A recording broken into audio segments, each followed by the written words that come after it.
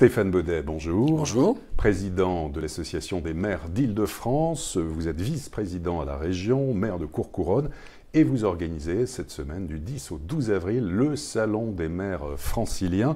Un salon qui intervient dans un contexte de projet de loi sur le logement dont les collectivités sont bien sûr concernées, que ce soit dans la construction, l'amélioration du cadre de vie, la loi SRU, le coût du logement, le volet social, les taxes locales. D'ailleurs à ce sujet, dans quel état d'esprit sont aujourd'hui les maires depuis les annonces de la suppression progressive des taxes d'habitation, de la taxe d'habitation ?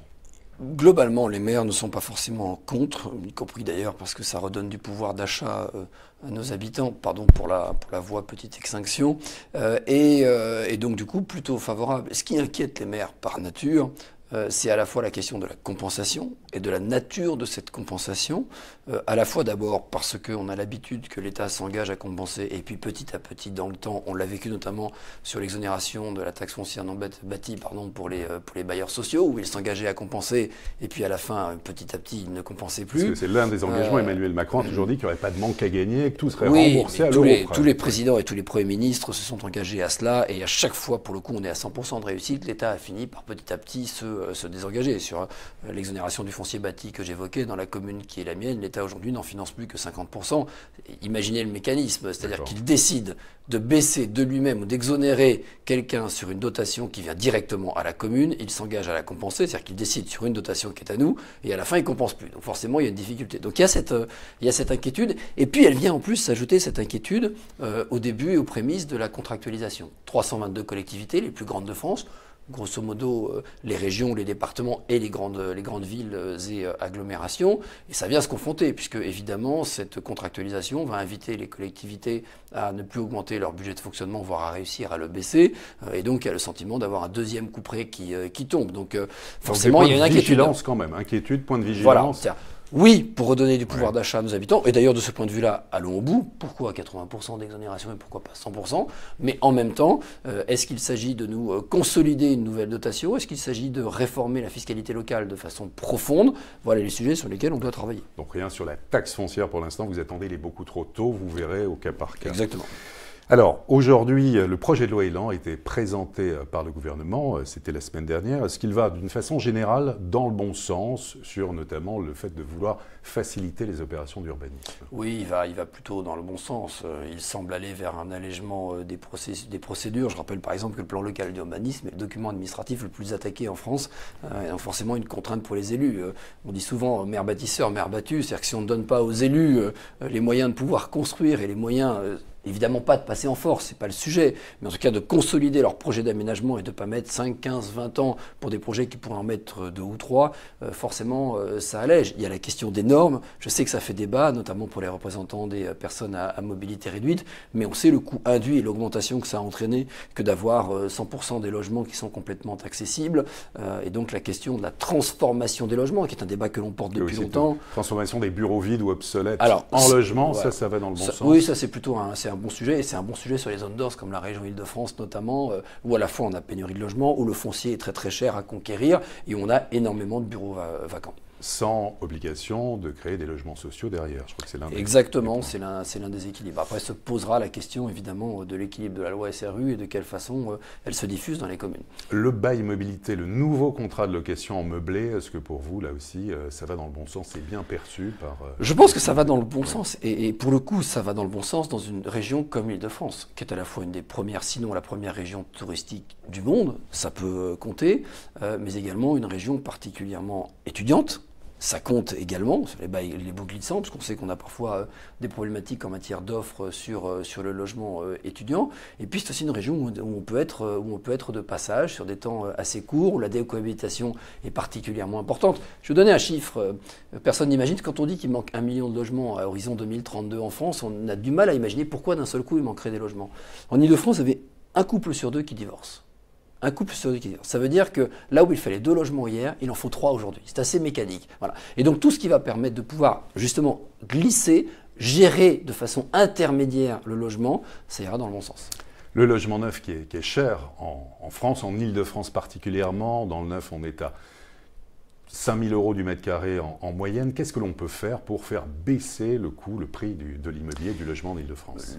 Le sujet est évidemment particulièrement délicat. Je rappelle qu'en Île-de-France, nous sommes sous le coup de ce que l'on appelle le SDRIF, le schéma directeur de la région d'Île-de-France, qui est un schéma d'aménagement, qui nous invite, pour lutter contre l'étalement urbain qu'on a vécu dans les années 90, à plutôt reconstruire la ville sur la ville, à densifier les centres-villes et à reconstruire autour des secteurs à gare. C'est-à-dire, pour faire assez simple, là où le foncier est le plus cher, et là où souvent où il est déjà bâti. Ça veut dire qu'il faut déconstruire, qu'il faut dépolluer. Du coup, forcément, ça renchérit des coûts qui, pour toutes les questions normatives que l'on a évoquées, sont déjà particulièrement compliquées. Ce qu'il faut, c'est évidemment nous aider dans la conquête du foncier. Ce qu'il faut, c'est nous aider, ce qu'on évoquait tout à l'heure, notamment sur l'accessibilité, à essayer de revenir un tout petit peu en arrière sur les normes. Ça ne veut pas dire qu'il faut délaisser ou être ségrégationniste sur telle ou telle population, mais à un moment, il faut savoir aussi raison garder. L'objectif, c'est de répondre à la pression du logement.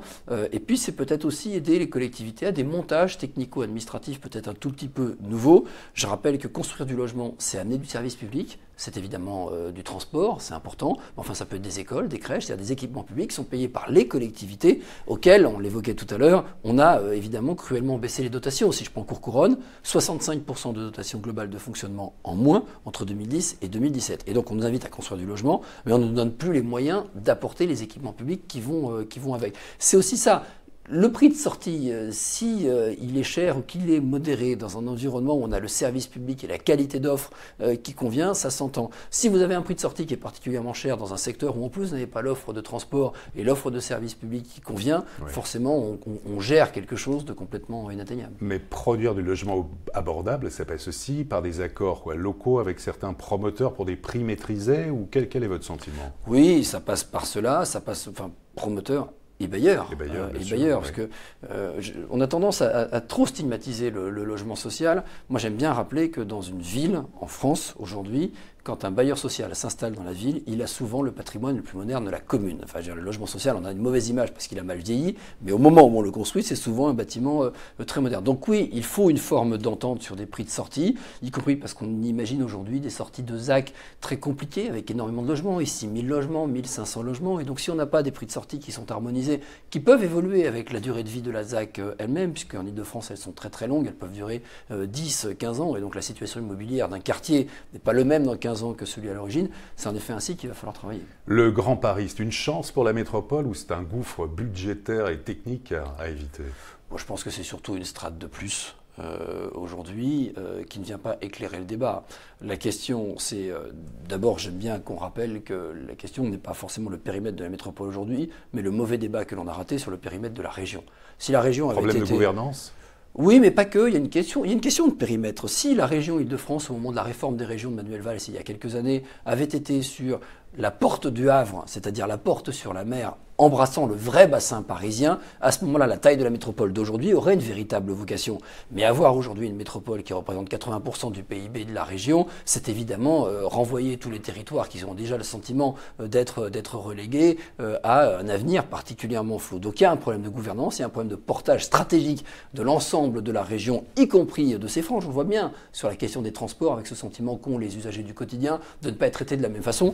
On est en situation de grève en ce moment. Quand vous êtes en grande couronne, il y a des lignes où vous n'avez pas de train du tout. À Paris, vous trouvez toujours un métro ou un bus. Donc, plus que la gouvernance, c'est la question de l'échelle régionale et de la stratégie que l'on doit porter ensemble sur une région dont j'aime le rappeler, elle n'est pas que le cœur dense. Ça reste le premier grenier de France, ça reste une terre très agricole et très rurale, l'Île-de-France. En conclusion, comment imaginez-vous le logement neuf, le logement de demain en Île-de-France ?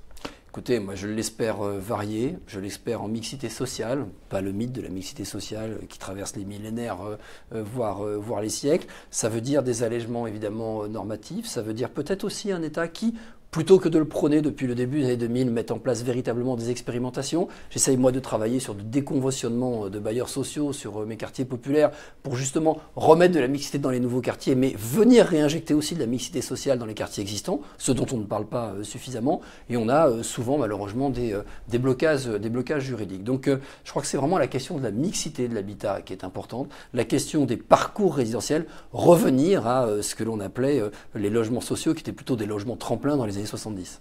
Stéphane Baudet, merci beaucoup. Merci à vous. Et à très bientôt pour une prochaine édition du Club Imo.